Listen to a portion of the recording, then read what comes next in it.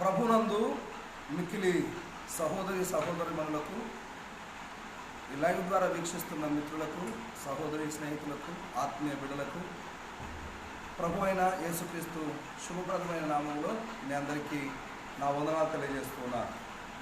దేవుని పిల్లలారా, మరి ఈ ఆదివారపు ఆరాధనలో, ఈ పునరుద్ధాన ఆరాధనలో మనం పాల్గొనే కృప తరుణం ప్రభు మనకు అనుగ్రహించారు. అందుకు దేవుణ్ణి స్తుతించవలసిన వారమై ఉన్నాం. మిత్రులారా, గత వారములెల్లా దాదాపుగా ఒక 6 ఆదివారాలు మనం ఇలాగ కుటుంబంతో కూడా కలిసి మన గృహములలో ఆరాధన చేస్తూ ఉండడానికి దేవుడు కృప ఇచ్చారు. అందుకు మనం దేవుణ్ణి గణపరచవలసినటువంటి వారమై ఉన్నాం. మిత్రులారా, విషయాన్ని మనం గమనించినట్లయితే దేవుని లేఖనాల్లో ఎన్నో విలువైన విషయాలు, శ్రేష్టమైన సంగతులు లేఖన భాగంలో వ్రాయబడి ఉన్నాయి. కానీ అన్ని విషయాలు ఒకేసారి ఒకే టైంలో మనం ధ్యానం చేయటం వీలు పడదు, సమయం కుదరదు. ఆ కారణం చేత కొన్ని విషయాలు మరి దేవుని వాక్యంలో మనం ధ్యానం చేద్దాం. దేవుని వాక్యంలో నుండి మొదటి దినవృత్తాంతముల గ్రంథము 21వ అధ్యాయం, 21వ అధ్యాయము, మొదటి దినవృత్తాంతముల గ్రంథము 21వ అధ్యాయం.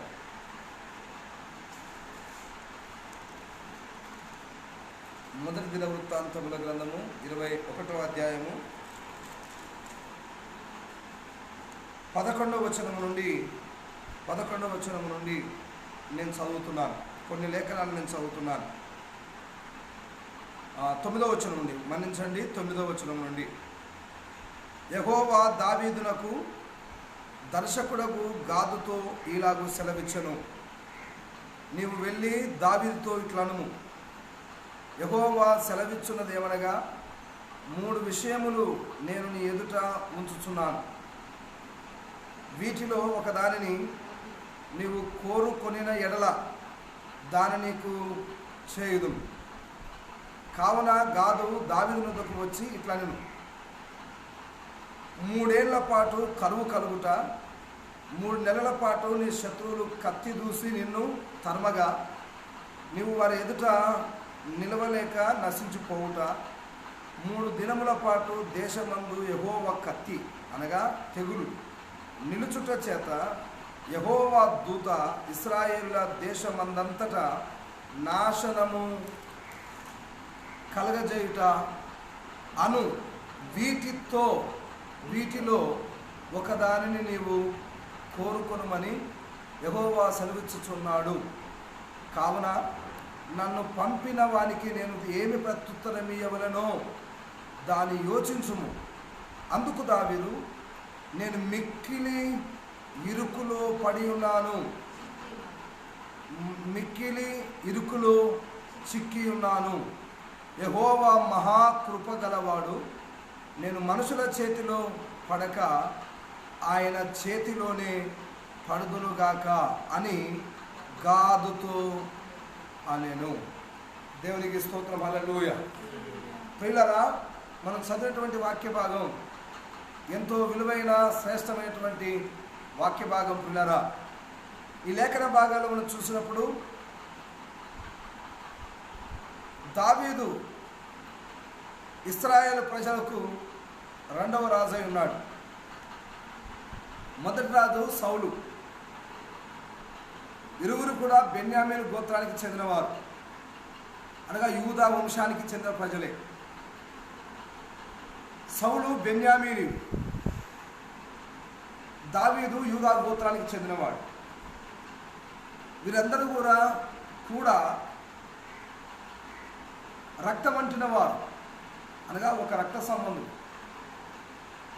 ఇలాగున్న వీరిని దేవుడు రాజులుగా నియమించాడు. మొదట రాజు ఇశ్రాయేలు ప్రజలకు మొదటి రాజు సౌలు, 2వ రాజు దావీదు అయి ఉన్నాడు. దావీదును గురించి మనం చూసినప్పుడు దావీదు దేవునికి ఇష్టానుసారుడని, దావీదు దేవుడు కోరుకున్నవాడని, దావీదు ప్రవక్త అని, దావీదు దేవుని ఉద్దేశాలు నెరవేర్చిన వాడని, దావీదు మంచి రచయిత అని, దావీదు ప్రవక్త అని, దావీదు మంచి సంగీత విద్వాంసుడని, ప్రధాన గాయకుడై ఉన్నాడని, దావీదు గొర్రెల కాపరియు, సైన్యాధిపతి కూడా, మంచి సుబుద్ధి కలిగినటువంటి వ్యక్తి అని దావీదు కోసం చాలా విషయాలు మన లేఖనాల్లో మనం చదువుతాం. దావీదును దేవుడు కోరుకున్నాడు, దావీదు దేవుడు పిలిచాడు. దావీదు నేర్పరి అయిన వ్యక్తి. దావీదు ఇశ్రాయేలు ప్రజలకు రాజు, మంచి సంగీత విద్వాంసుడు, మంచి పాడగలిగిన ప్రధాన గాయకుడు, దేవుని చేత అభిషేకించబడిన వాడు. ఇలాంటి వ్యక్తి దావీదు. ఒకరోజు సాతాను దావీదును ప్రేరేపించిందని వాక్యం రాయబడింది. సాతాను ఇష్టుడైన దావీదును, యూదా గోత్రానికి చెందిన దావీదును, దేవుని ఉద్దేశాలు నెరవేర్చే దావీదును, గొర్రెల కాపరైన దావీదును, మంచి రచయిత అయిన దావీదును, ప్రవక్త అయిన దావీదును, మంచి ప్రధాన గాయకుడైన దావీదును, సుబుద్ధి కలిగిన దావీదును, రాజైన దావీదును, సైన్యాధిపతి అయిన దావీదును, యుద్ధశాలి బలాఢ్యుడు అయిన దావీదును, సింహాలను జయించిన వాడు, ఎలుగుబంటును జయించిన వాడు, ఆరుమూరల జానడు, పొడవు కలిగినటువంటి ఫిలిస్తీని జయించిన వాడు, గొల్యాతును జయించిన వాడు దావీదు. ఇట్టి దావీదును సాతాను ప్రేరేపించిందని వాక్యం రాయబడింది. దేవుని ఆత్మ దావీదు మీదకి బలముగా దిగిందని వాక్యం రాయబడింది. బలమైన ఆత్మాభిషేకం కలిగిన దావీదు. కానీ సాతాను ప్రేరేపించిందని వాక్యంలో మనం చదువుతున్నాం. సాతాను ప్రేరేపించిందని వాక్యం చదువుతున్నాం. మొదటి దినవృత్తాంతముల గ్రంథములు 21వ అధ్యాయం 1వ వచనంలో, తరువాత సాతాను ఇశ్రాయేలులకు విరోధముగా లేచి ఇశ్రాయేలును లెక్కించుటకు దావీదును ప్రేరేపింపగా అని రాయబడింది. ఇశ్రాయేలు ప్రజలకు విరోధంగా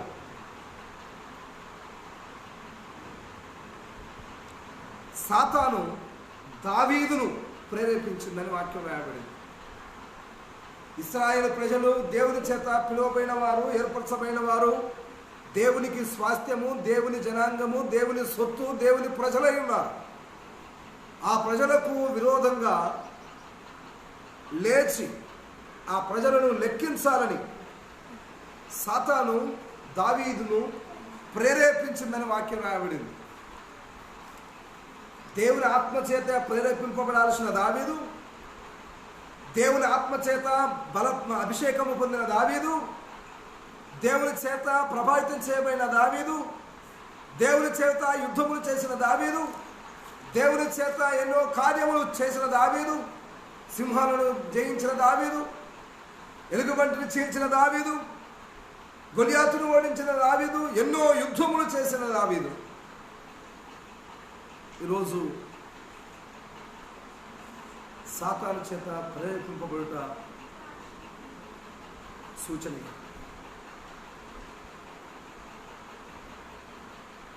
ఈ దావీదును సాతాను ప్రేరేపించిందని వాక్యంలో మనం చదువుతాం. ఈ సమయంలో మరి ప్రేరేపించి ఏం చేసింది, ఏం జరిగింది అని మనం చూసినట్లయితే, బేర్షబా అనే స్థలం మొదలుకొని ఇశ్రాయేలు ప్రజలందరినీ దాను వరకు ఉన్నటువంటి బేర్షబా మొదలుకొని దాని వరకు ఉండు ఇశ్రాయేలులందరినీ లెక్కించడానికి ప్రేరేపించి,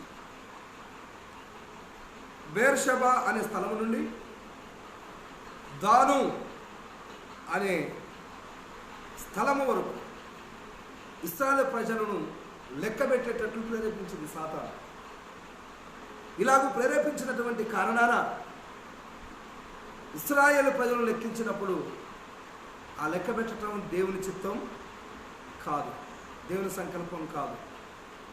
అలా లెక్క పెట్టించారు.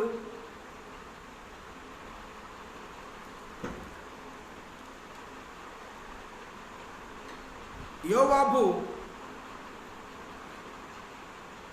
తన జనుల ఉన్నవారి కంటే 100 అంతల ఎక్కువ మందిని చేస్తాడు.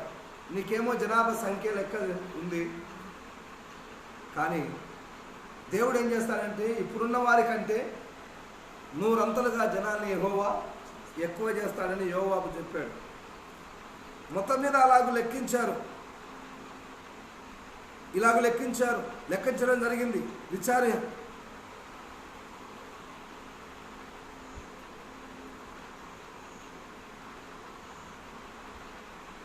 దావీదు ఎదుట యోవాబు మరి కొందరు వాళ్ళందరూ దాసులై ఉన్నందున, బానిసలై ఉన్నందున ఆ ఏలిన వారిని విచారణ ఎలా చేయాలని, ఇది జరగవలసిన హేతు ఏంటని, జరిగిన ఇశ్రాయేలుకు శిక్ష కలుగునని దాసుడు యోవాబు చెప్పినప్పటికీ, అయ్యా ఎందుకు ఇలా చేయడానికి ఇష్టపడుతున్నారు, ఎందుకు లెక్క పెట్టాలనుకుంటున్నారు, ఇది జరగవలసిన హేతు ఏంటి, కారణం ఏంటి, ఏం జరిగింది, ఇలా జరిగితే ఇశ్రాయేలుకు శిక్ష వస్తుంది అని మనవి చేశారు రాజుకు. అయినా యోవాబు మాట ఏం చేయలేదంటే చెల్లలేదట. యోవాబు మాట చెల్లలేదు, ఖాతరు చేయలేదు, లెక్క చేయలేదు. రాజు మాటే జరిగింది. ఈ విషయాలన్నీ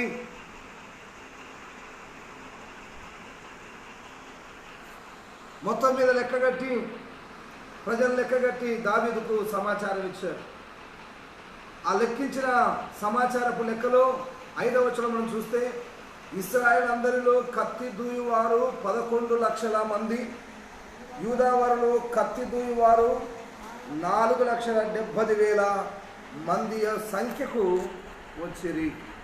రాజు మాట యోవాబునకు అసహ్యముగా ఉండెను గనుక అతడు లేవి బెన్యామీను గోత్ర సంబంధులను ఆ సంఖ్యలో చేర్చలేదు. గమనించాలి.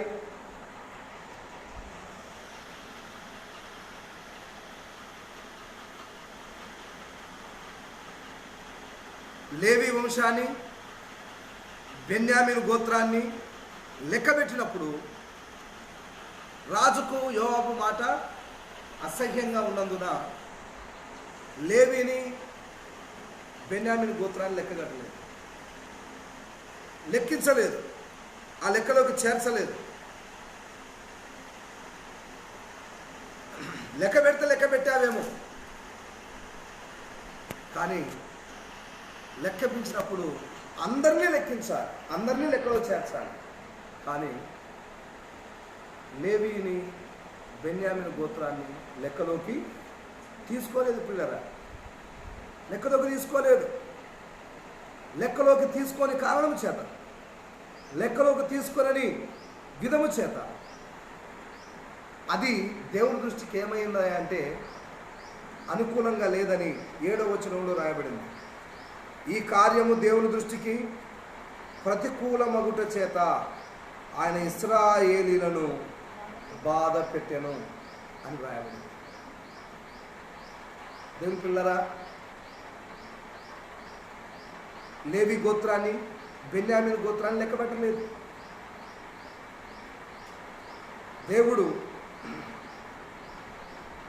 దేవుని దృష్టికి ఇది ప్రతికూలంగా కనబడింది. ఆ కారణం చేత ఇశ్రాయేలీయులను బాధ పెట్టినట్లుగా దేవుని వాక్యంలో మనం చదువుతున్నాం. ఇశ్రాయేలు ప్రజలు తన దేవుని ప్రజలు వారి కొరికే రాజై లెక్కబెట్టి, సాతాను ప్రేరేపిస్తే దేవుళ్ళు ప్రేరేపిస్తే లెక్కబెట్టు, కానీ సాతాను ప్రేరేపణకు లోబడి లెక్క కట్టించాడు. లెక్కబెట్టిన లెక్కలో కొంత తేడా చూపించాడు. ఏంటిదా తేడా అంటే లేవి, బెన్యామీను గోత్రంలో లెక్కించలేదు, లెక్కలో చేర్చలేదు. ఆ కారణం చేత ఇశ్రాయేలులను బాధపరిచినట్లుగా దేవుని వాక్యంలో మనం చదువుతూ ఉన్నాం. మిత్రులారా, సోదరులారా, దేవునికి ప్రతికూలమైనవి చేసినప్పుడు బాధలే తప్ప, కష్టాలే తప్ప, దుఃఖమే తప్ప, వేదనే తప్ప మరొకటి లేదు. దేవుడు చెబితే చేసేవి వేరు, సాతాను ప్రేరేపిస్తే చేసేది వేరు, బుద్ధిపూర్వకంగా ప్రేరేపిస్తే చేసేది వేరు. మనిషి ప్రేరేపణ ఉంది,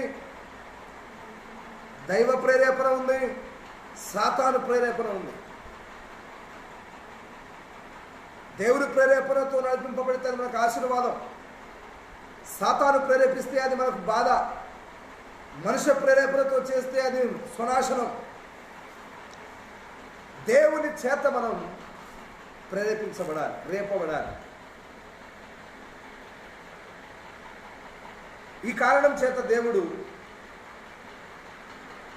గాదు అనేటువంటి ప్రవక్తను రాజైన దావీదు యొద్దకు దేవుడు పంపించాడు. పంపినప్పుడు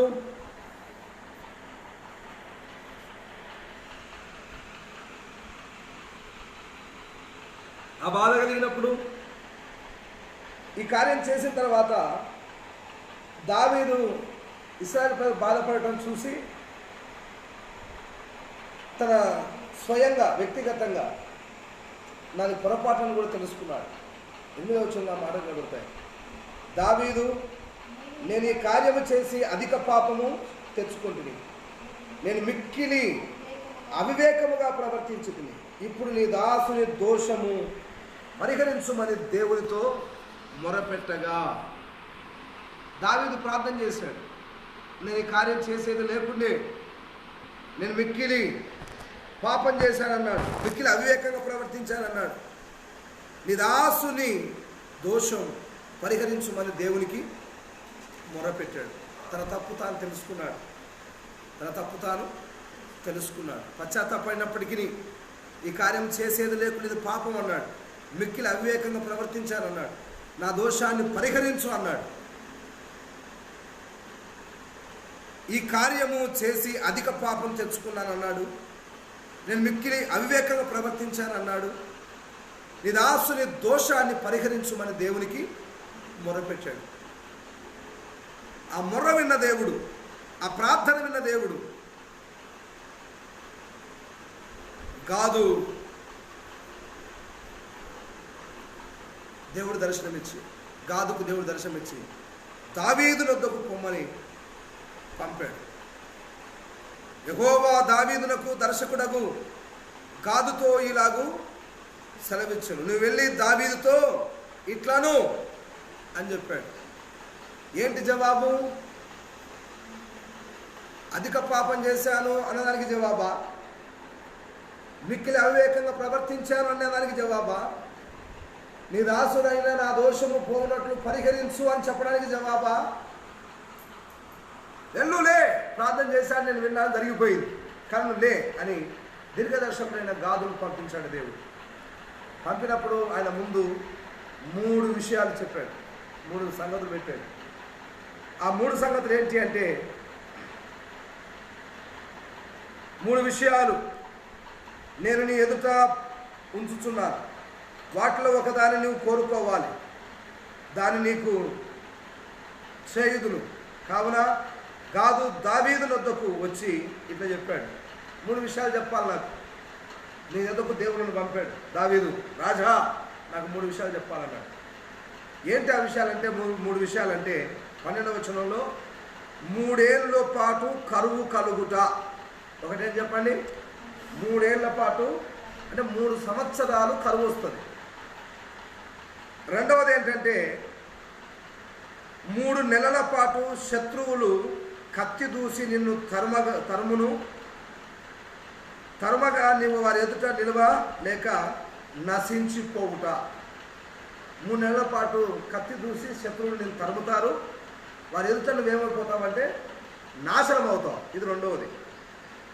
మూడవది ఏంటంటే 3 దినముల పాటు దేశమందు యెహోవా కత్తి అనగా తెగులు నిలుచుట చేత యెహోవా దూత ఇశ్రాయేలు దేశమంతటా నాశనము కలుగా చేయుట. ఈ 3 విషయాలు నీకు వస్తాయి.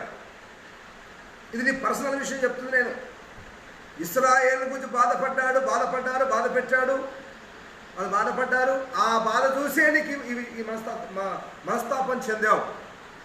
అధిక పాపము తెచ్చుకుంటేనన్నావు, మిక్కిలి అవివేకంగా ప్రవర్తించారన్నావు, నీ దాసుని దోషము పరిహరించుమని మొరపెట్టావు. దానికి గాదు దర్శనము ద్వారా, దీర్ఘదర్శి అయిన గాదు ద్వారా దేవుడు ఇచ్చిన సందేశం, 3 నెలలు నీకేమొస్తుందంటే, 3 ఏళ్ళు ఏమొస్తుందంటే కరువు, 3 నెలల పాటు శత్రువు కత్తి దూసి నేను తరుముతారు, నాశనం అవుతావు. 3 నెలలు యెహోవా కత్తి దూసి తెగులు చేత యెహోవా నిన్ను ఏం చేస్తాడంటే, తెగులు నిలుచుట చేత యెహోవా దూత ఇశ్రాయేలును దేశమంతటా నాశనం కలగజేస్తాడు. ఈ 3 నీకు ఏది కావాలో కోరుకో. చెప్పు చెప్పు చెప్పు, నేను వెళ్ళాలి, నన్ను పంపిన వారికి నేను తిరిగి ప్రత్యుత్తరం చెప్పాలి. చెప్పు చెప్పు దావీదు చెప్పు అని చెప్పాడు. ఆ సంగతులని చెప్పినప్పుడు దావీదు, ఈ 3 ఒక దానిని నీవు కోరుకో అని దేవుడు చెప్తున్నాడు, యెహోవా సెలవిస్తున్నాడు అని గాదు ప్రవక్త దీర్ఘదర్శి దావీదుకు సమాచారం ఇవ్వడం జరిగింది. దావీదును ప్రవక్త తొందర పెడుతున్నాడు.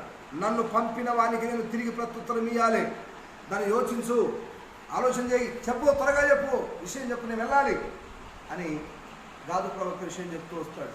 అప్పుడు దావీదు పలికిన మాట ఏంటయ్యా అంటే, యెహోవా దావీదును పలికిన మాట ఏంటంటే, దావీదు ఏమన్నా చెప్పండి, నేను మిక్కిలి ఇరుకులో చిక్కి ఉన్నాను. నేను మిక్కిలి ఇరుకులో చిక్కి ఉన్నాను. మొదట చెప్పిన మాట ఏంటంటే, ఆయన నోటి మాట చెప్పిన మాట 3 కోరుకోమని చెప్తుంటే నేను ఏమంటున్నాడు, నేను మిక్కిలి ఇరుకులో చిక్కి ఉన్నాను ఒకటి అంటున్నాడు. రెండవది ఏమన్నానంటే, యెహోవా మహా కృపగలవాడు, ఇది 3వ మాట చెప్తున్నాడు. 2వ మాట చెప్తున్నాడు.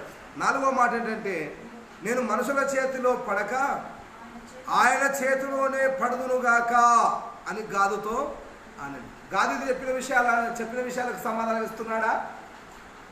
గాదు చెప్పిన విషయాలకు సమాధానం ఇస్తలేడు. గాదు చెప్పిన సంగతులకు సమాధానం ఇవ్వడం లేదు. గాదు చెప్పిన సంగతులు ఏంటి? 3 ఏళ్ళు పాటు కరువు వస్తుంది, 3 నెలల పాటు శత్రువు కత్తి దూస్తే 6 ఎదుట నిలవలేక నువ్వు నాశనం అవుతావు. 3 రోజులు ఏమొస్తుంది? యెహోవా దూతలు పంపి ఇశ్రాయేలు దేశమంతటా కూడా తెగులు చేత ప్రజలు నాశనం అవుతారు. 3 దినాలు వస్తుంది, 3 రోజులు వస్తుంది, అది నాశనం అవుతుంది. ఈ 3 ఏదో ఒకటి కొనుక్కో అని చెప్తా ఉంటే ఈయనే చెప్తున్నాడు, మిక్కిలి ఇరుకులో చిక్కి ఉన్నారు. రెండవది ఏం చెప్తున్నాడు? యెహోవా మహా కృపగలవాడు. 3వ విషయం ఏం చెప్తున్నాడు? మనుషుల చేతిలో పడుట కంటే ఆయన చేతిలోనే పడుదునుగాక. గాదు ప్రవక్త చెప్పిన మాటలకు ఈయన పలికే మాటలు ఏమైనా పొందనుందా? సమాధానం ఉందా? సంబంధం ఉందా? ఏమీ కనిపించటం లేదు. దేవుని పిల్లలారా, మిత్రులారా, సహోదరులారా, ప్రవక్త అయిన గాదు వచ్చి మాట్లాడుతున్న విషయాలు 3 విషయాలు. దావీదు సెల్ఫ్గా వ్యక్తిగతంగా చెబుతున్న విషయాలు 3 విషయాలు. 3 విషయాల్లో ఒకటి, నేను మిక్కిలి ఇరుకులో చిక్కుకొని ఉన్నాను. దేవుడు మహాకృప గలవాడు. మనుషుల చేతిలో పడుట కంటే నేను దేవుని చేతిలోనే పడుదునుగాక అని కోరుకున్నాను. గమనించాలి, దావీదు ఇరుకులో పడి ఉన్నారు. దేవుని పిల్లలారా, మన పరిస్థితులు కూడా అలాగనే ఉంది. ఇప్పుడు మన పరిస్థితి అలాగనే ఉంది. మార్చి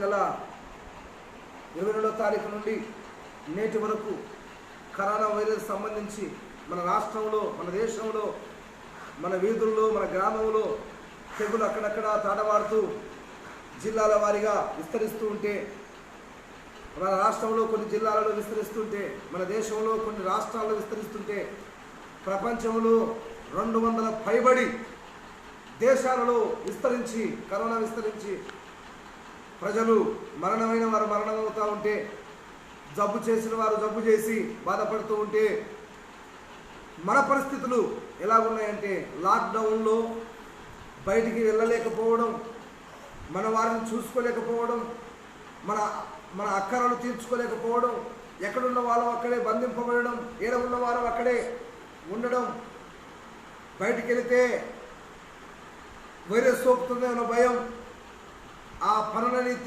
నిత్యావసరాల కొరకు బయటికి వెళ్తే సమయం ఎక్కువైతే సమయం తక్కువైతే కుదిర సమయాన్ని దాటి వెళ్తే ఒకవైపు పోలీసు వాళ్ళ దెబ్బలు, ఇలాగ ఈ పరిస్థితులలో మనం చూసినప్పుడు నేడు ఈ రోజులలో కూడా మనం కూడా ఏమయ్యామంటే ఇరుకులో పడ్డట్టుగానే ఉన్నాం. ఇరుకులో పడ్డట్టుగానే ఉందా. తగ్గితే భయం, తుమ్మితే భయం, ఉమిస్తే భయం, తాకితే భయం, ముడితే భయం. ఇలాంటి పరిస్థితుల్లో ఉన్న ఇరుకులో పడ్డ పరిస్థితి ఒకప్పుడు దావీదు విషయం కావచ్చు, కానీ ప్రస్తుత పరిస్థితుల్లో కూడా మనం అదే స్థితిలో కనబడుతూ ఉన్నాం. ఎంతో అత్తుకొని తిరగాల్సిన మనం ఆయిబాయికే పరిమితం అయిపోయాం. దూరంగా నిలిచి వందనాలు చెప్పడానికి పరిమితం అయిపోయాం. స్నేహబంధంతో బ్రతకాల్సిన వారం, ఆత్మీయ బంధంతో బ్రతకాల్సిన వారం, రక్త సంబంధంతో బ్రతకాల్సిన వాళ్ళం, ఆత్మీయ మెలుకలతో బ్రతకాల్సిన మనం, ఆత్మీయులైతే సహోదర ప్రేమ కలిగి ఉండాల్సిన వారం, అన్న తమ్ముళ్ళ వలె, బంధుమిత్రుల వలె, సహోదరుల వలె ఐక్యంగా కలిసి బ్రతకాల్సిన మనం ఈ వైరస్, ఈ లాక్డౌన్ ఏం చేసిందంటే ఎడముగా దూరంగా మనల్ని చేసి ఏం చేస్తే ఏమవుతుందనే పరిస్థితుల్లో మిక్కిలి ఇరుకులో మనం కూడా ఉన్నాం. మనం కూడా ఇరుకులో చిక్కుకొని ఉన్నాం. స్వప్రాంతాలు వదిలి ఒక చోట చిక్కుపోయిన వారు, విధిపూర్వకంగా వెళ్ళి ఎక్కడో చిక్కుపోయిన వారు, ప్రయాణాల్లో వెళ్ళి ఎక్కడో చిక్కుపోయిన వారు, జబ్బులు చేసి చిక్కుపోయిన వారు, ఇలాగున ఎక్కడంటే అక్కడ చిక్కుబడి ఉన్నాం. పరిస్థితుల్లో చిక్కుకొని ప్రజలు ఉన్నారు. మిత్రులారా,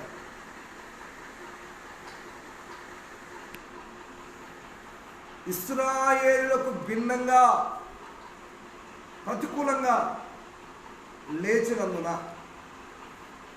దేవుని దృష్టికి ప్రతికూలమైన దాన్ని చేసినందున, ఇశ్రాయేలు అంటే ప్రజలు, దేవుని ప్రజలు,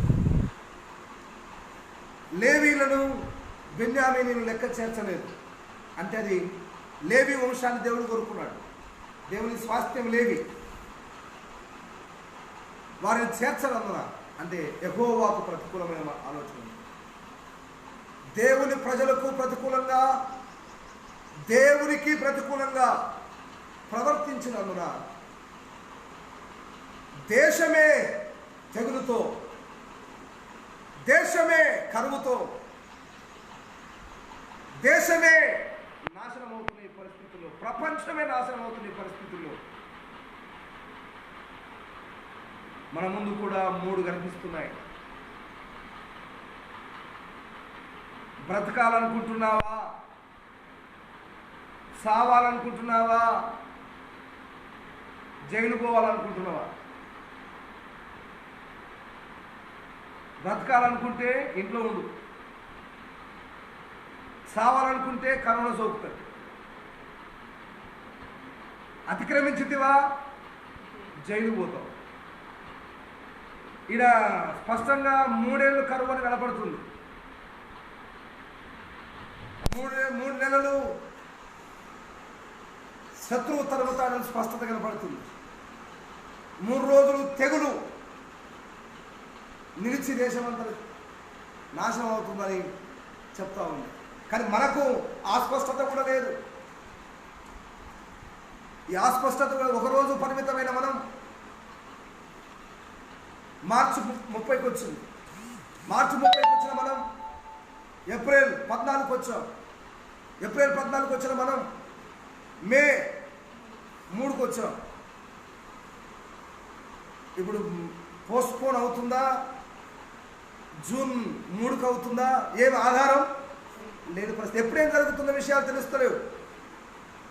ఎక్కడికక్కడే చిక్కుబడి ఎక్కడికెక్కడో బంధింపబడి ఉన్నాం.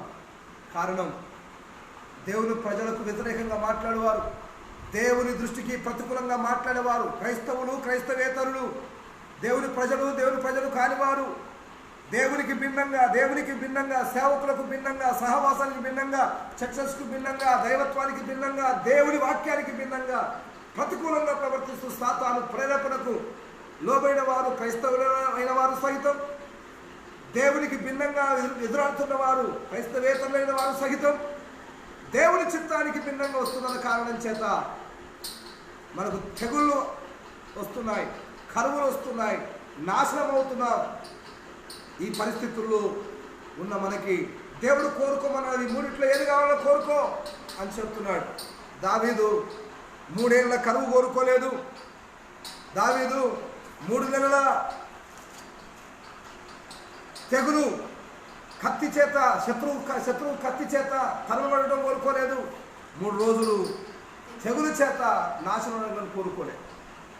పొరపాటు చేస్తే చేశాడేమో కానీ ఏ శత్రువుకైనా, ఎంతటి పాపికైనా, ఎంతటి దుర్మార్గునికైనా నాశనం కావాలని కోరిక ఉండదు. దేశ నాశనం కావాలని కోరిక ఉండదు. మనుషుల నాశనం కావాలని కోరిక ఉండదు. కరువులు రావాలని కోరిక ఉండదు. దావీదు ముందు 3 వస్తే కోరుకోలేదు. ఏం కోరుకున్నాడంటే తన బాధ, తన పొరపాటును చెప్పుకున్నాడు. నేను మిక్కిలి ఇరుకులో చిక్కుకున్నాను అన్నాడు. నేను మిక్కిలి ఇరుకులో చిక్కుకున్నాను అన్నాడు. దేవుడు మహా కృపగలవాడు అన్నాడు. మనుషుల చేతుల్లో పడడం కంటే నేను దేవుని చేతిలోనే పడుదునుగాక అన్నాడు. మిత్రులారా, సోదరులారా, నువ్వు ఏ పరిస్థితిలో ఉన్నావో దావీదు మనకు ఆదర్శం. ఎందుకో తెలుసా? సౌలు కూడా అవివేకంగా ప్రవర్తించానన్నాడు కానీ పశ్చాత్తాప పడలేదు. దావీదు అవివేకంగా ప్రవర్తించానని చెప్పి పశ్చాత్తాప పడుతున్నాడు. దేవుని గుణాన్ని గుర్తించాడు, దేవుని యొక్క లక్షణాన్ని గుర్తించాడు, దేవుని యొక్క చేతి యొక్క ప్రభావాన్ని, దేవుని చేతి యొక్క సంకల్పాన్ని గుర్తుపట్టాడు. దేవుని పిల్లలారా, అవివేకంగా ప్రవర్తించినా, బుద్ధిపూర్వకంగా ప్రవర్తించినా, సాతాను ప్రేరేపించినా, స్వచిత్తంగా చేసిన, స్వబుద్ధితో చేసిన వ్యవహారాలైనా సరే, సాతాను ప్రేరేపిస్తే చేసిందైనా సరే, బుద్ధిపూర్వకంగా జరిగిందైనా సరే, నువ్వు పశ్చాత్తాపడగలిగి కరువు కోరుకోక, తెగులు కోరుకోక, శత్రువు యొక్క కత్తివాదను కోరుకోక, దావీదు నేను మిక్కిలి ఇరుకులో పడ్డాను అని కోరుకున్నట్లుగా, మిక్కులు ఇరుకులో చిక్కుకున్నాను, దేవుడు మహాకృప కలిగిన వాడు, ఆయన చేతుల్లోనే పడతాను, మనుషుల చేతుల్లో నేను పడను అని ప్రత్యుత్తరం చెప్పాడు. దేవునికి మహిమ కలుగుగా. హల్లెలూయా. దేవునికి మహిమ కలుగుగా. ఈ పగటి కాలం ఇరుకులో ఉన్న ఈ పరిస్థితిలో ఉన్న దావీదు, ఇరుకులో ఉండగా ఈ పరిస్థితిలో ఉన్న దావీదు ఏం చేశాడో మన లేఖనం మనం చూస్తే 4వ కీర్తన చూడండి ఒకసారి.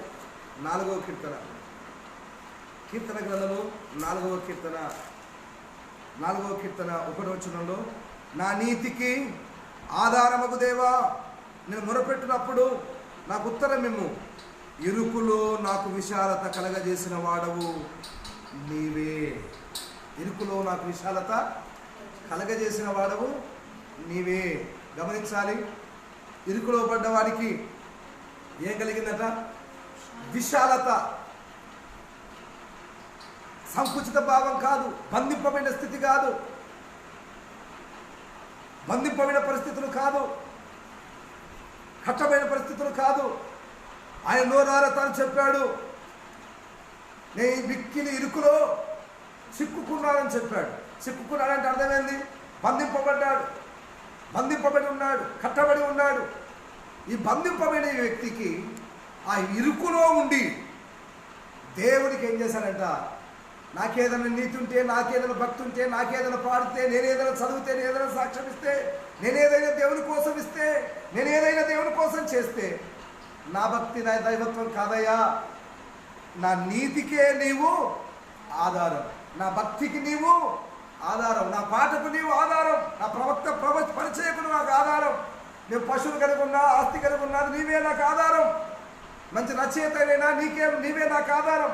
నేను పాడగలిగిన నీవే నాకు ఆధారం. నా నీతికి ఆధారముకు దేవా, నా నీతికి ఆధారముకు దేవా అని మొరపెట్టాడు. ఆ ఇరుకులో మొరపెట్టినప్పుడు ఏం జరిగిందని రాయబడిందంటే విశాలత కలగజేస్తాడట. దేవునికి స్తోత్రం, హల్లెలూయా. ఇరుకులో నాకు విశాలత కలగజేసిన వాడవు నీవే. చూసారండి, ఇరుకులో ఏం కలగజేశాడట?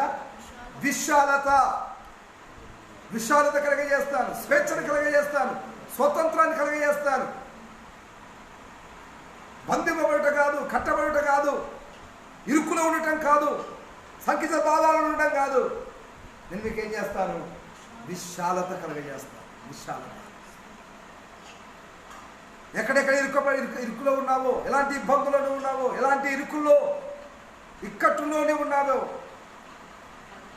ప్రభు నీతో మాట్లాడుతున్నమాట. ఆరోగ్యం బాగలేక ఇరుకులో ఉన్నావేమో, అప్పులలో ఇరుక్కబడ్డావేమో,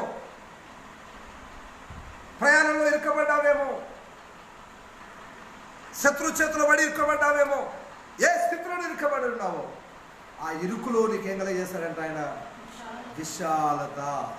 ఇరుకులో విశాలత కలగజేస్తానని దేవుని వాక్య భాగంలో మనం చదువుతున్నాం. దేవునికి స్తోత్రం, హల్లెలూయా. ఇరుకులో నీకేం చేస్తానని రాయబడిందయ్యా అంటే విశాలత కలగజేస్తాను. ఇరుకులో నీకు విశాలత కలగజేస్తానని దేవుని వాక్యంలో మనం చదువుతున్నాం. ఇరుకులో నీకు విశాలత కలగజేస్తాను, ఇక్కట్టులో నుండి నిన్ను విడిపిస్తాను, బాధల్లో వేదనలో నిన్ను కనుగొన్నాను. దేవునికి స్తోత్రం, హల్లెలూయా. ఆయన బాధల్లో నిన్ను విడిపిస్తాను, ఇరుకుల్లో నుంచి విడిపిస్తానని 25వ కీర్తనలో మనం చదువుతాం. 5వ కీర్తనలో మనం చూసినప్పుడు నా హృదయ వేదనలు అతి విస్తారములు, ఇక్కట్టులో నుండి నన్ను విడిపింపుము, నా బాధలు నా వేదనను కనుగొనుము, నా పాపములన్నిటినీ క్షమింపుము, నా శత్రువులు చూడుము, వారు అనేకులు కురద్వేషముతో వారు నన్ను ద్వేషించుచున్నారు. నేను సిరిందెచ్చి ఉన్నాను, నన్ను సిగ్గుపడనీయకుము, నా ప్రాణము కాపాడుము, నన్ను రక్షించుము, నీ కొరకే నేను కనిపెట్టుచున్నాను, యథార్థతయు నిర్దోషత్వమును నన్ను సంరక్షించును గాక. దేవా, వారి బాధలన్నిటిలో నుండి ఇశ్రాయేలుకు విమోచింపుము. ఇలాగున ఇరుకులో ఉండి దావీదు ఏం చేశాడు చెప్పండి? మొర్ర పెట్టాడు. ఏం కలిగింది? విశాలత కలిగింది. ఇరుకులో ఏముంది చెప్పండి? విశాలత ఉన్నది. ఇరుకులో విశాలత ఉంది. తెలుసుకున్నాడు, ముక్కిలి విరుకులో చిక్కుకున్నానని చెప్పి అదే పరిస్థితిలో ఉండలేదు మిత్రులారా, అదే పరిస్థితిలో ఉండలేదు. ఆయన ఆ పరిస్థితి నుండి దేవుని దగ్గర మొరపెట్టాడు, ప్రార్థన చేశాడు, ప్రలాపించాడు, మనవి చేశాడు, విలపించాడు. అలాగే ప్రార్థన విజ్ఞాపనం చేయడం ద్వారా దేవుడు ఏం చేశాడని రాయబడిందంటే విశాలత కలగజేసినాడు అని రాయబడింది. చేస్తాడు కాదు, చేశాడు అని చెప్తున్నాడు. ఇరుకులో విశాలత కలగజేశాడు. ఇప్పుడు మన పరిస్థితి అలాగే ఉంది. ఆయన మీకు ఇరుకులో విశాలత కలగజేశాడని చెప్పుకున్నాడు. మనకు విశాలత కలగాలి అంటే మనకి ప్రస్తుతం ఇరుకులో ఉన్నాం. ఈ ఇరుకు నుంచి బయటికి రావాలి, ఈ కరువు నుంచి బయటికి రావాలి, ఈ తెగుల నుంచి మనం బయటికి రావాలి, శత్రువు దాడి నుంచి మనం బయటికి రావాలి, ఈ ఆపద నుంచి మనం బయటికి రావాలి.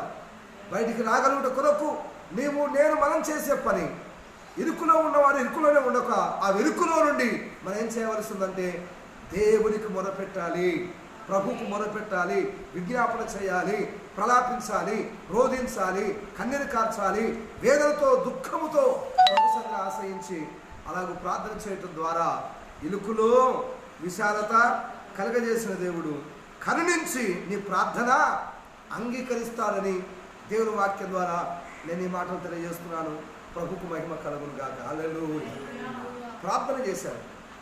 ఇరుకులో ఏముందయ్యా అంటే ఇరుకులో ఏముందంటే విశాలత ఉంది. మనం బాగా పరిచయం మాట మత్తయి సువార్తలో మనం చూసినప్పుడు, మత్తయి సువార్తలో లేఖనాలు మనం చూసినప్పుడు ఇలాగూ రాయబడింది. మత్తయి సువార్తలో లేఖనాలు చూసినప్పుడు ఇలాగున రాయబడింది. దేవునికి స్తోత్రం కలుగాక. మత్తయి సువార్తలో మనం చూసినప్పుడు లేఖనాలు ఉన్నటువంటి విషయాల్ని మనం గమనించినప్పుడు ఇలా రాయబడింది. మత్తయి సువార్త 7వ అధ్యాయము 13వ వచనంలో, ఇరుకు ద్వారమున ప్రవేశించుడి, నాశనమునకు పోవు ద్వారము వెడల్పు, ఆ దారి విశాలమునై ఉన్నది, దాని ద్వారా ప్రవేశించువారు అనేకులు. జీవమునకు పోవు మార్గము ఇరుకును, ఆ దారి సంకుచితమునై ఉన్నది, కానీ దాన్ని కనుగొని వారు కొందరే. హల్లెలూయా. దావీదుకు ఏం దొరికింది చెప్పండి? ఇరుకు దొరికిందంటే అర్థమైంది. ఇరుకు మార్గం దొరికిందంటే అర్థమైంది. ఇరుకు ద్వారం దొరికిందంటే అర్థమైంది. ఇరుకు ద్వారం దొరికిందంటే అర్థమైంది. అక్కడ రాయబడింది, ఇరుకు ద్వారమున ప్రవేశించుడి, నాశనమునకు పోవు ద్వారము ఎలా ఉంటుంది?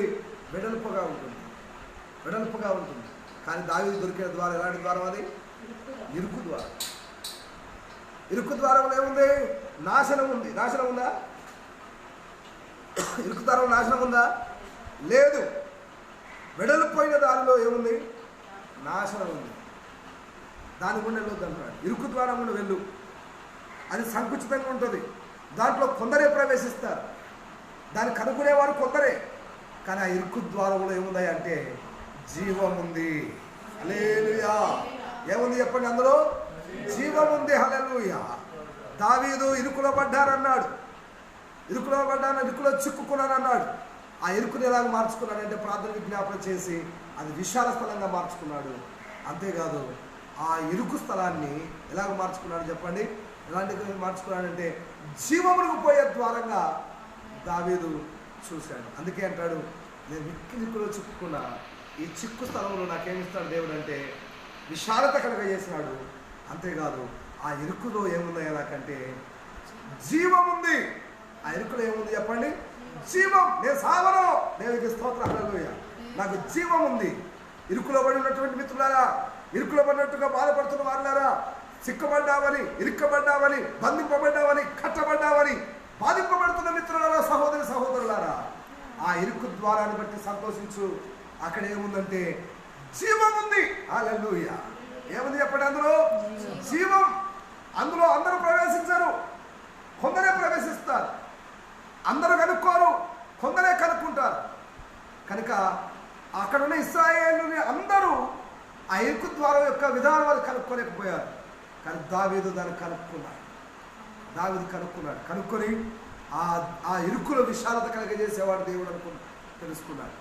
రెండవది ఏం కోరుకున్నాడంటే ఆ ఇరుకులో ఏమున్నాయా అంటే ఆ ఇరుకులో ఏముందని కనుక్కున్నాడంటే జీవం ఉందని కనుక్కున్నాడు. మూడవది లూకాసు వార్తలో మనం చూసినప్పుడు లూకాసు వార్తలో మనం చూసినప్పుడు ఇలాగ రాయబడింది. లూకాసు వార్త 13వ అధ్యాయంలో, లూకాసు వార్త 13వ అధ్యాయము దేవునికి స్తోత్రం. 23వ వచనం, ఒకడు ప్రభువా రక్షణ పొందువారు కొద్దిమందేనా అని ఆయన అడగగా, ఆయన వారిని చూచి ఇరుకు ద్వారమున ప్రవేశింప పోరాడుడి, అనేకులు ప్రవేశింప చూస్తారు కానీ వారు వలన కాదని మీతో చెప్పుచున్నాను. ఈ వాక్యం మనం చూసినప్పుడు, అయ్యా రక్షణ పొందేవారు ఎంతమంది అని యేసుప్రభు అడిగారు. శిష్యులు, రక్షణ పొందేవారు ఎంతమంది అంటే ప్రభు ఇచ్చిన సమాచారం, అందులో ప్రవేశించాలని చాలామంది చూస్తున్నారు. చూసేవాళ్ళు చాలామంది, ప్రవేశించేవారు కొందరే. చాలామంది చూస్తున్నారు. పరలోకం కావాలి, మోక్షం కావాలి, నరకం తప్పించుకోవాలి, శ్రమలు తప్పించుకోవాలి, తెగులు తప్పించుకోవాలి, బుర్రల పాత్రలు తప్పించుకోవాలి, ముద్రల పాత్రలు తప్పించుకోవాలి, నరకం తప్పించుకోవాలి, మహా 7 ఏళ్ల శ్రమలు తప్పించుకోవాలి అని చాలామంది చూస్తున్నారు. మార్గం ఎరగకపోయినా, తెలిసినా తెలుసుకోకపోయినా, నా మార్గంలో నేను దాన్ని చేరుకుంటాను అనుకుంటున్నాను. నీ మార్గంలో చేరుకోవడానికి, నీ మార్గంలో కలుసుకోవడానికి, నీ మార్గంలో నువ్వు అందులో జీవంలో ప్రవేశించి, పరములో ప్రవేశించి నువ్వు తెలుసుకోవాలనుకుంటున్నావు. అందరూ రక్షణ పొందడానికి వీలు లేదు. అందరూ దానిలో ప్రవేశించాలని చూసేవారు ఉన్నారు. ప్రవేశించాలని ఎదురు చూసే వాళ్ళు ఉన్నారు. అంటే అర్థం ఏంటంటే ఆ ఇరుకు ద్వారంలో ప్రవేశించాలని పోరాటం ఉంది. అందులో పోరాటం చేయాలి, యుద్ధం చేయాలి, పోరాడాలి. దావీదు వేళ్లకు యుద్ధం నేర్పినవాడు. దేవుని స్తోత్రం, హల్లెలూయా. దావీదు వేళ్లకు దేవుడు యుద్ధం నేర్పాడు, వేళ్లకు యుద్ధం నేర్పాడు. దేవునికి స్తోత్రం, హల్లెలూయా. కనుక వేళ్లకు యుద్ధం నేర్చుకున్నవాడు కనుక దావీదు పోరాడడానికి ఇష్టపడ్డాడు, పోరాడాడు. శత్రువుల మనుషుల ముందు పోరాడాడు, సింహాలతో పోరాడాడు, మనుషులతో పోరాడాడు, తెగులతో పోరాడాడు, ఇరుకులో పడ్డాడు. ఆ ఇరుకులో ప్రవేశించినందుకు ఆ పోరాటంలో దావీదు ఏం పొందుకున్నాడంటే విశాలత పొందుకున్నాడు, జీవం పొందుకున్నాడు. రెండవది ఏంటంటే ఆ ఇరుకు ద్వారంలో ప్రవేశిస్తే రక్షణ ఉంది. ప్రైజ్ ది లార్డ్, హల్లెలూయా. ఆ ఇరుకు ద్వారంలో ఏముంది చెప్పండి? రక్షణ. రక్షణ ఉంది మిత్రులారా, రక్షణ ఉంది. అందుకే దావీదు ఊరికెనలే, నేను మిక్కి చిక్కులో పడ్డానని ఊరికెనలే. ఆ మిక్కిలి చిక్కుపడ్డ వ్యక్తికి విశాలత దొరికింది. మిక్కిలి చిక్కుపడిన వ్యక్తికి, ఇరుకులో చిక్కుకున్న వ్యక్తికి జీవం దొరికింది. మిక్కిలి ఇరుకులో చిక్కుకున్న వ్యక్తికి రక్షణ దొరికింది. అందుకే దావీదు అంటాడు, నాకు రక్షణ ఆనందాన్ని మరలా మరలా మరలా పుట్టించు అని అంటాడు. రక్షణ దొరికింది. దేవునికి మహిమ కలుగుగాక. రక్షణ దొరికింది, రక్షణ దొరికింది. ప్రజలకు రక్షణ దొరికింది, నీకు రక్షణ దొరికింది. ఆ రక్షణ పోగొట్టుకోకు, ఆ రక్షణ జారవిడుచుకోకు, ఆ రక్షణ నిర్లక్ష్యం చేయకు. జక్క ఇంటికి రక్షణ వచ్చిన నీ ఇంటికి రక్షణ వచ్చింది. కుడివైపు దొంగకు రక్షణ దొరికినట్టు నీకు రక్షణ దొరికింది. పాపి అయిన మనలను దేవుడు, పాపి అయిన మనలను, పాపులైన మనలను రక్షించుటకు ప్రభు అయిన యేసుక్రీస్తు వచ్చి నిన్ను పిలిచి రక్షించాడు.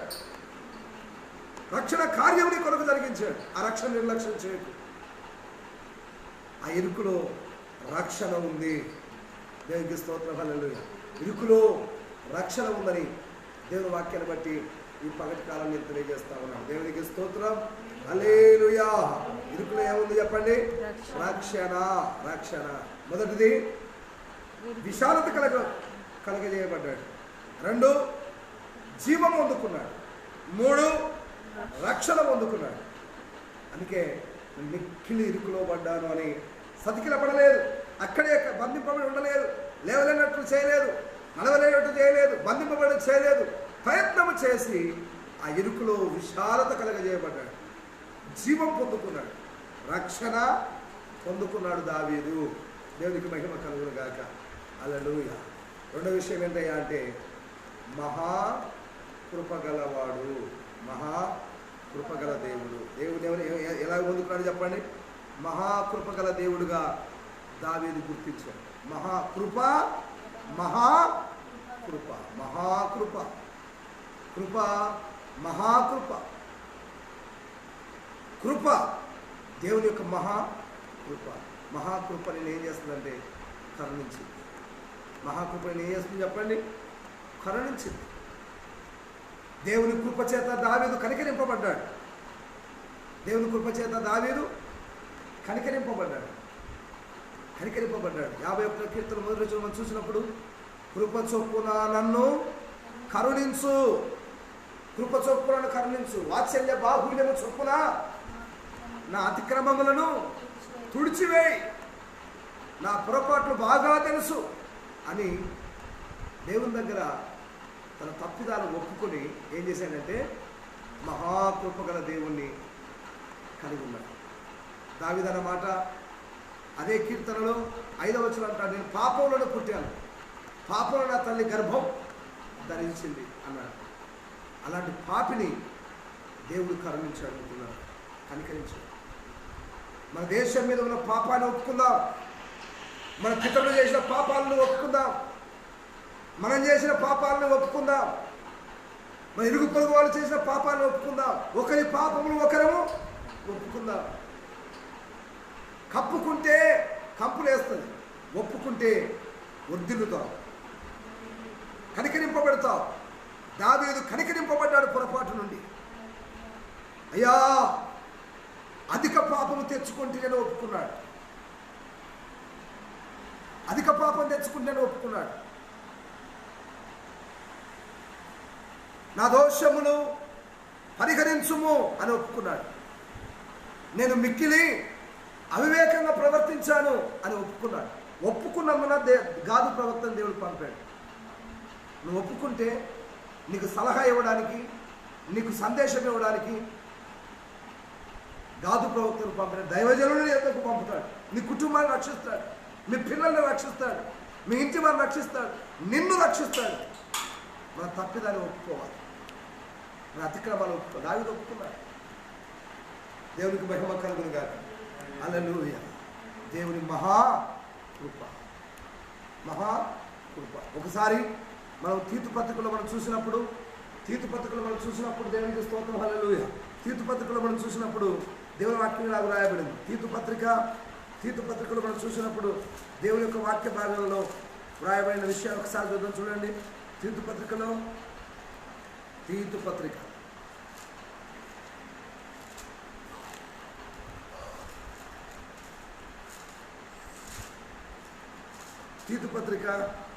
2వ అధ్యాయము 5వ వచనం. మహాదేవుడు మన రక్షకుడైన యేసుక్రీస్తు మహిమ యొక్క ప్రత్యక్షత కొరకు ఎదురు చూస్తూ ఈ లోకములో స్వస్థత బుద్ధితో, నీతితోను, భక్తితోను బ్రతుకుచుండవల్లని మనకు బోధించుచున్నది. 11వ వచనం చూస్తే, ఏలయనగా సమస్త మనుషులకు రక్షణకరమైన దేవుని కృప ప్రత్యక్షమై. ఏ కృప? రక్షణకరమైన దేవుని కృప. రక్షణకరమైన దేవుని కృప ఏమవుతుంది? ప్రత్యక్షమవుతుంది. దావీదు ఎలా గుర్తించాడంటే, ఆ మహాదేవుడు రక్షణకరమైన ఆ మహాకృప నా కొరకు ప్రత్యక్షపరుస్తాడు. ప్రత్యక్షపరిచి దావీదుకు చూపిన శాశ్వత కృప. శాశ్వతమైన కృప ఆయన ప్రత్యక్షమవుతుందని ఎదురు చూశాడు, కనిపెట్టాడు, ఎదురు చూశాడు, తెలుసుకున్నాడు. ఈ సమయమందు మిత్రులారా, సహోదరులారా, దావీదు యెహోవా మహాకృప గలవాడు, ఆ మహాదేవుడు మహాకృప గలవాడు. రక్షణకరమైన కృపను ఏం చేస్తాడు? ప్రత్యక్షపరుస్తాడు. మనుషులకు రక్షణకరమైన దేవుని కృప ప్రత్యక్షమై మనం భక్తిహీనత, ఇహలోక సంబంధమైన దురాశలను విసర్జించి శుభప్రదమైన నిరీక్షణ నిమిత్తము. చూశారండి, భక్తిహీనత, ఈలోక మాలిన్యం, ఇహలోక సంబంధమైన దురాశ, ఇవన్నీ మనం అంటకుండా దేవుని మహా కృప ప్రత్యక్షమై మనుషులందరూ రక్షించే కృప దావీదును కూడా రక్షించిందని వాక్య భాగంలో మహా కృపగల దేవుణ్ణి ఆయన ప్రత్యక్షపరచారు. కృపను దుర్వినియోగం చేసుకోకూడదు, కృపను నిరర్ధకం చేయకూడదు, కృపను నిష్ఫలంగా మార్చుకోవద్దు. ఆ కృప మహా కృపగలవాడు.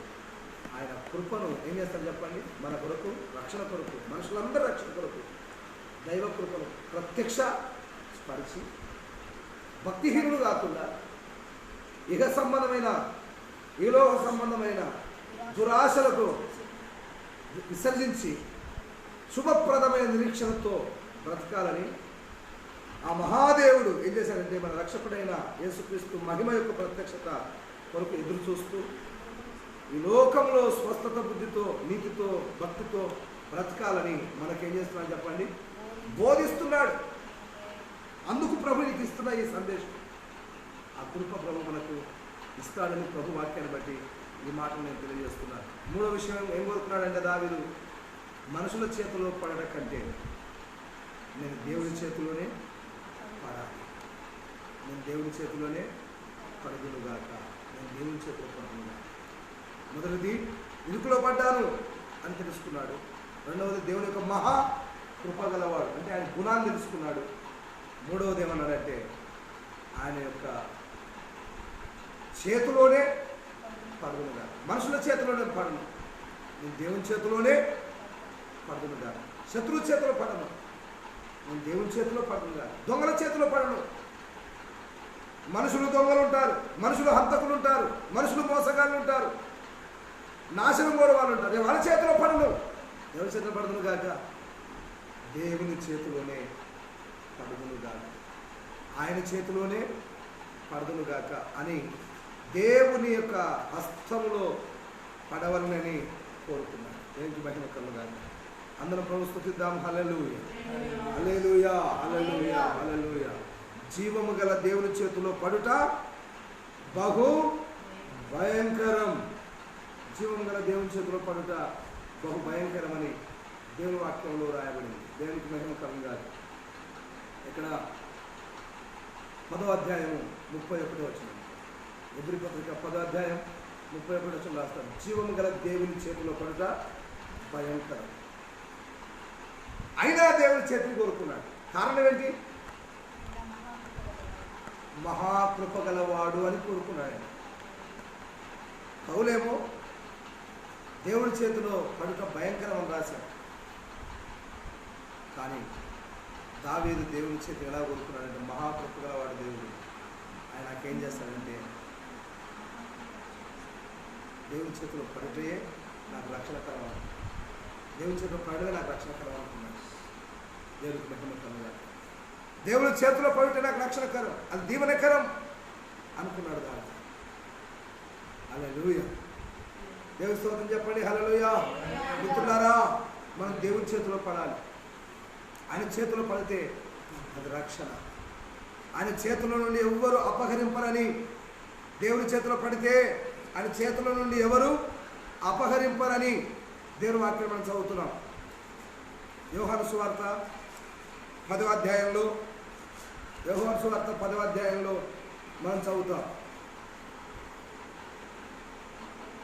28వ వచనంలో, నేను వాటికి నిత్య జీవం ఇచ్చుచున్నాను గనుక అవి ఎన్నటికి నశింపవు, ఎవడును వాటిని నా చేతిలో నుండి అపహరింపడు.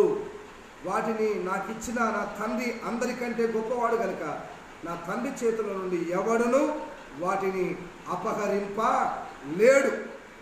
Praise the lord. హల్లెలూయా. దావీదు గొర్రె ఉన్నాడు. దావీదు ఎవరు చెప్పండి? గొర్రె. ఈ సందర్భం గొర్రెల కోసం చెప్తాడు. దావీదు ఎవరు చెప్పండి?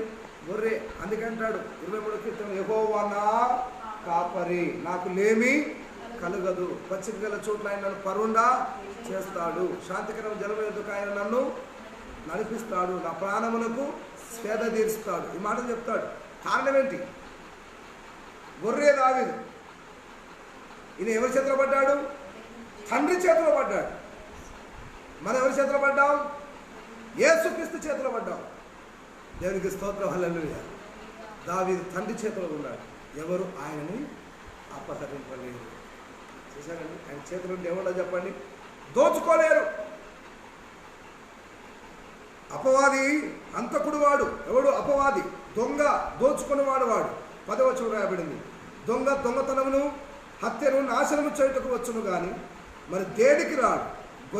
గొర్రెలకును జీవము కలుగుటకును అది సమృద్ధి కలుగుటకును నేను వచ్చుతున్నాను మీతో నిశ్చయముగా చెప్పొచ్చు. జీవం, సమృద్ధి జీవం.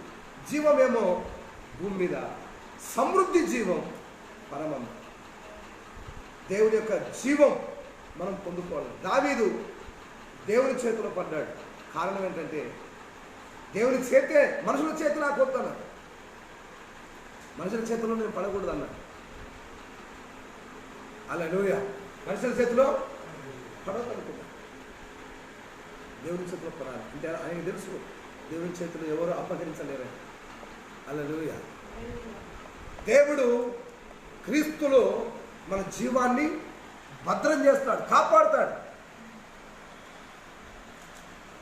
భద్రం చేస్తాడు, కాపాడుతాడు. ఆయన చేతిలో ఏముంది? జీవం ఉంది, భద్రత ఉంది. వాక్యాన్ని మనం చూసినప్పుడు యెషయా గ్రంథం 49:10లో, చూడుము నా అరచేతిలో నేను నిన్ను చెక్కుకొని ఉన్నాను, చూసారా, భద్రత ఉందండి ఆయన చేతిలో. యెషయా 49:10 చూడుము నా అరచేతిలో నిన్ను చెప్పుకుని. చేతుల్లో భద్రత ఉంది. ఆయన చేతుల నుంచి ఎవరు అపహరింపలేరు. భద్రత ఉంది, చేతుల్లో భద్రత ఉంది. మూడవదిగా ఆయన చేతిలో ఉంటే ఏముందయ్యానంటే కాపుదల ఉంది. భద్రత, కాపుదల ఒకటే పదాలు. ఆయన జీవం దాచిపెడతాడు దేవుడు. దావీదు చోట అంటాడు, నా ప్రాణాన్ని నా పిడికుల్లో పట్టుకున్నాను అంటాడు కీర్తన గ్రంథంలో. నా ప్రాణాన్ని నిలబెట్టుకున్నాను, నా పిడుకుల్లో ఉంది అన్నాడు. కాదండి, దావీదు ప్రాణం ఎక్కడుందంటే జీవపు మూటలో భద్రం చేశాడు దేవుడు. హల్లెలూయా. మూటలో భద్రం చేసి పెట్టాడు, మూటలో కట్టి పెట్టాడు. జీవపు మూటలో ప్రాణాన్ని కట్టి పెట్టాడని దేవుని వాక్యంలో మనం చదువుతూ ఉన్నాం. ఆయన ప్రాణాన్ని మూటలో కట్టి పెట్టాడు. మిత్రులారా, మూటలో, జీవపు మూటలో ఆయన కట్టి పెట్టాడని దేవుని వాక్యంలో మనం చదువుతూ ఉన్నాం. అందరూ దేవుని స్తోత్రం చెబుదాం. హల్లెలూయా. జీవపు మూటలో మన ప్రాణాన్ని కట్టి పెట్టాడని దేవుని వాక్యంలో మనం చదువుతాం. మన భద్రత మూటలో కట్టబెట్టబడింది. మూటలో దేవుడు భద్రపరిచి పెట్టాడని, జీవపు మూటలో కట్టి పెట్టాడని మొదటి సమూయేలు గ్రంథము 25వ అధ్యాయం 28 చదువుతున్నాను. నీ దాసురాలనైనా నా తప్పు క్షమించుము, నా ఏలిన వాడవగు నీవు యెహోవా యుద్ధములను చేయుచున్నావు గనుక నా ఏలిన వాడవగు నీకు ఆయన శాశ్వతమైన సంతతి ఇచ్చును. నీవు బ్రతుకు దినములన్నిటను నీకు అపాయము కలుగకుండును. నిన్ను హింసించుటకైనను నీ ప్రాణము తీయుటకైనను ఎవడైనను ఉద్దేశించినలా నా ఏలిన వాడవగు నీ ప్రాణము నీ దేవుడైన యెహోవా యొద్దనున్న జీవపు మూటలో కట్టబడును. యెహోవా యొద్దనున్న జీవపు మూటలో కట్టబడును. ఒకడు ఒడిసెలలో రాయి విసిరినట్లు ఆయన నీ శత్రువుల ప్రాణములను విసరి వేయును. యెహోవా నా ఏలిన వాడవగు నిన్ను గురించి సెలవిచ్చిన మేలంతటిని నేను నీకు చేసి నిన్ను ఇశ్రాయేలుల మీద అధిపతిగా నిర్ణయించిన తర్వాత నా ఏలిన వాడవగు నీవు రక్తమును నిష్కారణముగా చిందించినందుకే గాని నా ఏలిన వాడవగు నీవు పగదీర్చుకున్నందుకే గాని మనోవిచారణైనను దుఃఖమైనను నా ఏలిన వాడవగు నీకు ఎంత మాత్రము కలగకపోవునుగాక. యెహోవా నా ఏలిన వాడవు నీకు మేలు చేసిన తర్వాత నీవు నీ దాసులకు నన్ను జ్ఞాపకము చేసుకొనుము అనను. అందుకు దావీదు, నాకు ఎదురు పడుటకై నిన్ను పంపిన ఇశ్రాయేలు దేవుడైన యెహోవాకు స్తోత్రము కలుగునుగాక. నేను పగ తీర్చుకొనకుండాను ఈ దినమున ప్రాణము తీయకుండాను నన్ను ఆపినందుకై నీవు ఆశీర్వాదమునందుదువుగాక. నీవు చూపిన బుద్ధి విషయమై నీకు ఆశీర్వాదము కలుగునుగాక. ఈ మాట నీ దేవుడిని యెహోవా యొద్దనున్న మూటలో కట్టబడును. నీ దేవుడిని యెహోవా యొద్దనున్న మూటలో నా ఏలిన వాడవగు నీ ప్రాణం. చూసారా, ఇది సౌలు ఎవరి కొరకు? దావీదు కోసం. ఆయన ప్రాణం కట్టబడుతుందని మూటలో కట్టేది ఎంత పెడతారు? చేతితో కడతాను మూట. దావీదు యొక్క ప్రాణం మూటలో కట్టి పెట్టేసరికి ప్రాణము తీయనివ్వలేదు, ఆశీర్వాదం పొందాడు. దేవునికి స్తోత్రం చెప్పగలిగాడు. కనుక ఆయన చేతిలో పనుట అంత మంచిదని దావీదు కోరుకున్నాడు. ఈ పగటి కాలం కూడా నీవు నేను మనం అందరం కూడా ఏం కోరుకోవాల్సిందంటే మిత్రులారా, ఏం కోరుకోవాల్సిందంటే సహోదరులారా, ఇరుకులో పడి చిక్కున్నాను తెలుసుకోవాలి. దేవుడు మహాకృపగలవాడని తెలుసుకోవాలి. ఆయన చేతుల్లోనే పడటం మంచిదని మనం తెలుసుకోవాలి. అయితే మన పొరపాట్లను ఒప్పుకొని మనం బయటికి రాగలిగితే మన కుటుంబం, మన దేశం సమస్త మానవాళి ప్రపంచమంతా ఈ తెగులు నుండి, ఈ శత్రువు బారి నుండి, కరువు నుండి మనం ఏం చేయగలమంటే విమోచించగలం, భద్రంగా ఉండగలం, క్షేమంగా ఉండగలమని ప్రభు పేరిట నేను మాటలు తెలియజేస్తున్నాను. ఈ పగటికాల ఆరాధనలో ఈ లైవ్ ప్రోగ్రాం వీక్షిస్తున్న మీకు, ఈ ఆరాధనలో పాల్పొందిన వారికి నా హృదయపూర్వకమైన వందనాలు తెలియజేస్తూ, మీ ఆశీర్వాదం కోరి, మీ మేలు కోరి ఈ మాటలు ప్రభు నా ద్వారా ఈ సందేశాన్ని అనుగ్రహించాడు. మనసుపూర్వకంగా మనన చేసి దేవుని ద్వారా మేలు పొందాలని తెలియజేస్తూ ఈ మాటలు నేను ముగిస్తున్నాను. ప్రార్థన చేసుకుందాం. మమ్మల్ని మిక్కిలిగా ప్రేమించిన పరలోకపు తండ్రి, మహోన్నతుడా, పరిశుద్ధుడా, జీవగల మా దేవ, మా ముందు కూడా కరువు, తెగులు, నాశనం కనబడుతున్న ఈ పరిస్థితుల్లో కోరుకో అన్నట్టుగానే ఉంది. అయితే ఇరుకులో పడ్డ పరిస్థితుల్లో దావీదు పడ్డట్టు మేము అలాంటి పరిస్థితుల్లో ఉన్నాం. ఈ ఇరుకునే విశాలముగా మీరు మార్చుదేవా, ఈ ఇరుకులో జీవాన్ని మాకు ప్రసాదించుదేవా, ఈ ఇరుకులో మాకు రక్షణ ప్రసాదించమని ప్రార్థన చేస్తున్నాం. మహాకృపగల వాడవు, రక్షణార్థమైన మనుషులందరికీ రక్షణార్థమైన మహాకృప ప్రత్యక్షపరచుమని అడుగుతున్నాం. మీ కృప శాశ్వత కృపగా మీరు మార్చుదేవా. దుర్వినియోగపరచకుండా సహాయం చేయి, నిరర్థకం చేయకుండా సహాయం చేయి, నిష్ఫలంగా మారకుండా సహాయం చేయి.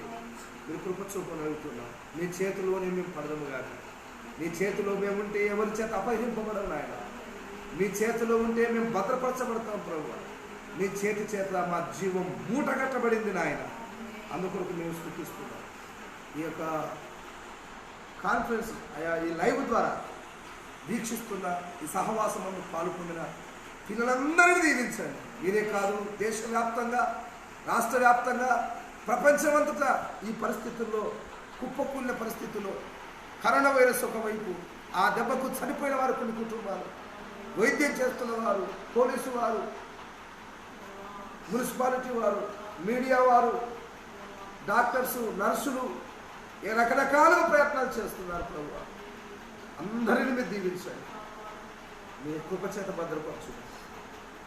మీరు ఆకాశం వల్ల మేము కలిసి నా నుంచి కృప తెచ్చింది. యేసు నామములో ప్రార్థన చేసి అడిగి వెళ్ళుకుంటున్నాము తండ్రి, ఆమేన్. తండ్రి అయిన దేవుని ప్రేమ, ప్రభువైన యేసుక్రీస్తు కృప, పరిశుద్ధాత్మ దేవుని దివ్య సన్నిధి కాపుదల సదా మనందరికీ తోడుగా ఉండి నడిపించునుగాక. అందరికీ వందనాలు. Praise the lord.